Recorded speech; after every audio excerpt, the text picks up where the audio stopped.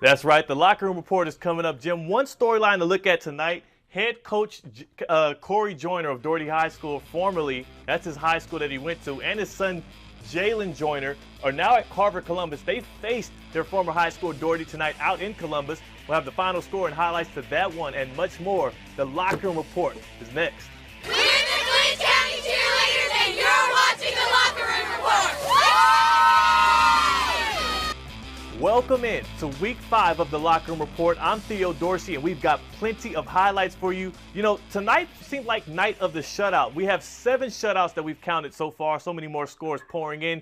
You know where there wasn't a shutout? In our game of the week, Irwin County at Clinch County, a rematch of the 2017 Class A Public State Championship game. I wasn't there, but John Barron went all the way to Homerville to get the highlights for you, the fans. John's in the studio. I'll meet him in there in a second. But John, where's the highlights, brother? Theo, for fans that traveled out to Homerville tonight, you were spoiled as it was a rematch of the 2017 state championship. The reigning single-A state champs, the Clinch County Panthers, hosted the Irwin County Indians. This was expected to be a great game, and it surely didn't disappoint. Clinch County's Tresman Marshall hoping to be the deciding factor in this game to help swing the things into the Panthers' favor. But Irwin County looking to do something early as quarterback Zach Smith hands it off to the big man DJ Lundy, who turns on the Jets around the corner, fights for extra yardage, and nice gain. Indians inside Panthers territory. Later, it's 4th down, and the Indians are knocking at the door, but will they get in? Smith rolls out, finds Lundy again, but he's brought down by Darius Dorsey to end the Indians' advance. A nice little dance right there. Look at that.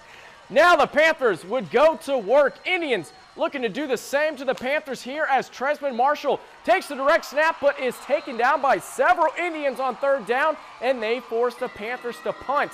But we go to the second quarter, still scoreless, but the Panthers are pumped, and Marshall gives him something to cheer about as he takes the direct snap. Would he be taken down? Of course not. Shreds that tackle, puts on the Jets, and gets down inside the Indians' red zone for a nice 50-yard gain. And Theo, as you know, kicker to kicker, I got to show some love because Zach Robbins knocks this one through for the only points in the first half. 3-0 as they headed into halftime, but that would be all Indians. Irwin County comes out big in the second half and wins it 21-3. Parkview at Tiff County. Speaking of state championship rematches, this one was a rematch of the 1997 state title game, which crowned Parkview. Early second quarter, Patrick Felton finds Tyler Agero on the slant route, and he is in for the touchdown. PAT is good. Blue Devils lead 14-10. Parkview wasted no time. Malik Washington finds the lane on the keeper. Outside dives for the end zone, and he's in. Next, Blue Devils, possession and back to money connection. Felton finds Agero again. Wait for it. He steps back, he looks, he rolls, he lets it fly. Agero, show him the magic. There it is, inside the 5. Very next play, Mike Jones finishes the drive off as he does so often. Blue Devils led. Parkview came back to win 31-28. Tiff drops 3-2.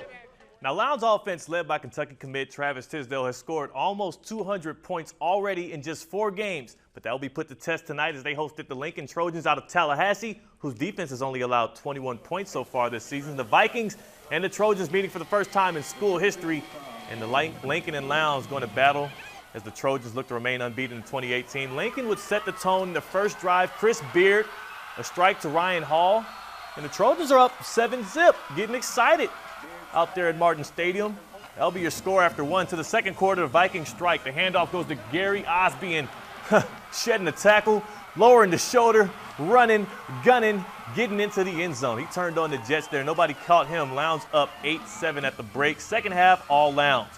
16-7 here to score. Jakari Brown finds the end zone. The freshman makes it 22-7. Let's jump ahead a little bit. Following a turnover on downs, Lowndes up 25-7. Through the air, Jalen Rowe, and another touchdown. The Vikings know how to light up the scoreboard, 51-15 the final. And Colquitt County is undefeated, and in most national top 25 rankings, they visited Warner Robins tonight on the road in McConnell Talbert Stadium. Get a look at Probst and his big-time team that makes big-time plays. Well, earlier, it was Warner Robins getting a sack here on Harden in the backfield and celebrating that, but they wouldn't have much to celebrate after that because Colquitt County doing some damage. Here we go. The Packers fielding the punt, going to get the turnover there. Packers ball. Let's see what they're able to do with it. Colquitt County taking over. Here we go. Looking for a strike. That's Dacian Edwards on the direct snap, taking it into the end zone, and he is a big-time player. Look out for him. He'll be in the SEC soon. That kid being recruited by pretty much every school in the books. And here it is on defense, special teams, offense. Colquitt County dominating all over. That was a short punt. Colquitt County going to take back over, and let's see what they can do with it. Harden taking the snap, dropping back. Is that Ty Leggett back from injury?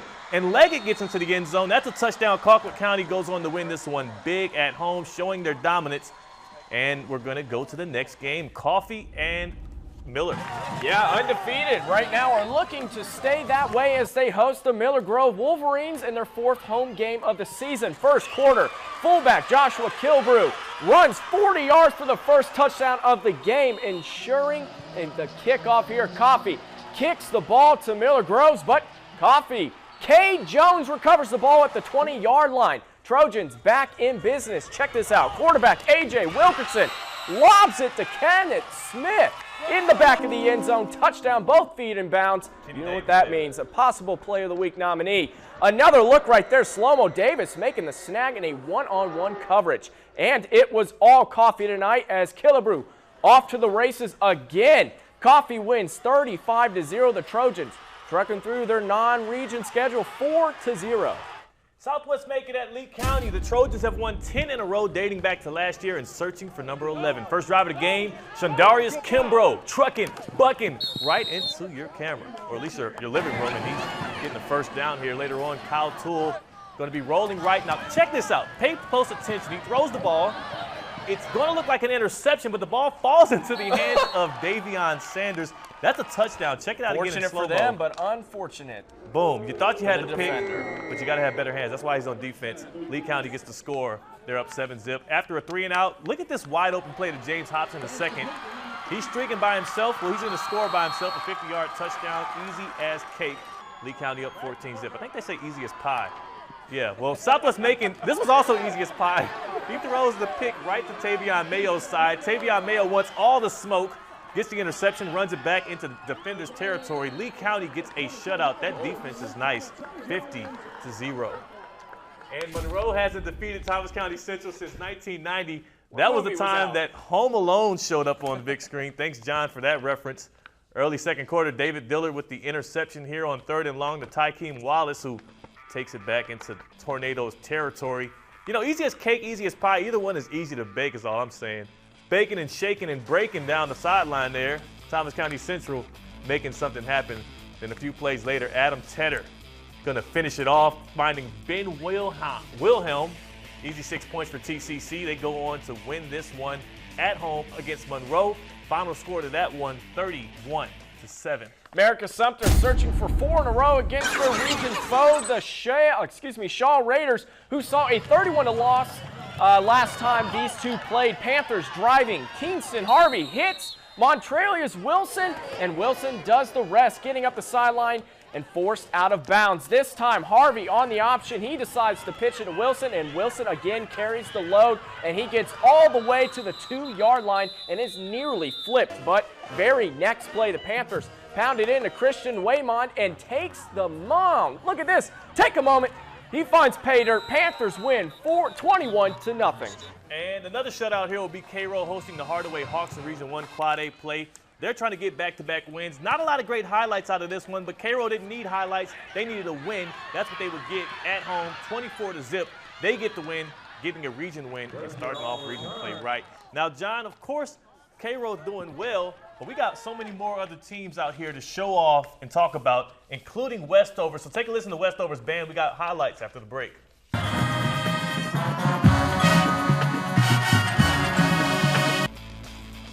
Welcome back to the Locker Room Report. I'm Theo Dorsey. That's John Barron. You know, last year head coach Corey Joyner and his son Jalen were Doherty Trojans. Both left for Carver Columbus this offseason. Yeah, and that's right. And you know what? The former Trojan hosted the Doherty Trojans tonight in Columbus. Doherty winless, and Corey Jones Joyner and his Carver Columbus team undefeated through 3 games. Joyner's new team coming up big. Justin Moore loses the handle. A Joni Crowell coming up with the recovery right at midfield. The Tigers wasting no time. First play after the turnover. Jalen Joyner going up top against old team and a perfect strike to Krettel. 50 yards, 7-0 Carver. Later in the first, Joyner back at it. That was a nice catch. Taylor, that would be with a great grab in the end zone, 16 yards, 14-0 Tigers. Second quarter more, Jalen Joyner going deep once again. McCoy hauls it in on the 8. Great move, turns it into a 42-yard score. You would go ahead and guess what? It would go on to win this one 41-0. There we are, Northside Columbus at Westover. Westover hasn't beaten them since 2014, but the Patriots led 20-7 nearing the intermission, actually 21-7. Here goes Cameron Hopkins setting up senior Anthony Jackson over the middle. Look at him stiffen. It takes like 5 guys to bring him down, fighting for the extra yards from the first down.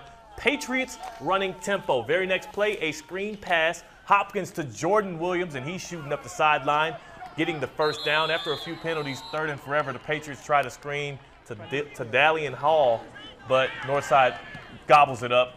Westover goes on to win this one, though, at home, 21-16. Well, Chris County has scored 3 points in the last 3 weeks, all of them losses. Looking to snap the skid tonight, hosting South Gwinnett. Chris County looking to jump out in front first, and this punt is short and taken by Jalen Epps, who takes it and goes to work. No one near him, finds it, finds space, but finally pushed out inside South Gwinnett territory. Fans and the band loving this game already, and you know what, why not? It's a good one. Cougars looking for more as he drops back, lets it go, but it's picked off by Nate Roberts. Wow, he got up and the there. Comets take over. He got up there. He got 21. That's prime time right there. Yeah, well, guess what? They're not done yet. Here we go as they find themselves deep inside Cougar territory, and this throw is thrown to the corner, and he finds Jaden Woods. Chris County will get the last laugh, though, 21-6. And Rutland at Worth County, a battle of 2 teams that went winless last year, so far winless this year. That will have to end for one of them tonight. Worth hoping to get back to their state playoff days. Rutland's ball, though. Here goes Jesse Phelps Jr. Right up the middle. He gets all the way down into Worth territory. Caught right before the end zone. 1st and goal. Can the Rams make a stop? Phelps Jr. takes the ball, but it's stopped. There we go. Making it happen at Milt Miller Field. Well, guess what? The Rams will make it happen. Their first win since November of 2016. They go on to win this one big over Rutland, 22-16. Well, 1-2 Baconton Charter going up against 2-1 Mitchell County and Camilla. Eagles looking to go up early as James Thomas throws out to a wide open Jadakiss Harvey, who goes to work, cuts back inside the middle, fights a few defenders off, and finds Pater. Eagles go up early. Baconton looking to even things out as Damian Williams tosses it down the field, and it just goes through the receiver's hands, but Eagles would go on to win 48-0. Terrell County at Pelham. Hornets looking for their 4th straight shutout to start the season. That would be a school record. Pelham dominated the first half. They were up 48-0, and here they are doing more of the same. That defense, great. That offense, clicking. Hornets had everything working, and they were at home, and, well, they would go on to win this one. Another shutout, 65-0. The Hornets making history, their 4th straight shutout, a school record. And Stewart County at Seminole County at Stewart County, actually, like Stewart County at Seminole County. Can we get it right? Well, Seminole County was getting it right tonight, and all night long, here they are getting a touchdown right up the gut. They're doing some big things out there in Seminole County and Donaldsonville. Seminole County would win this game over Stewart County, 45-6 in region play. Let's take a look at the fishing game forecast for tomorrow. Those are your peaks, and we still got some more scores to show you. We have a couple more highlights to show you, plus the play of the week option. So the locker room report might be over on your television screens, but download the WALB News 10 app. We got the locker room report app extra, and that'll be about 5 minutes of some great content. Absolutely. Good night, everyone. See you on the app extra.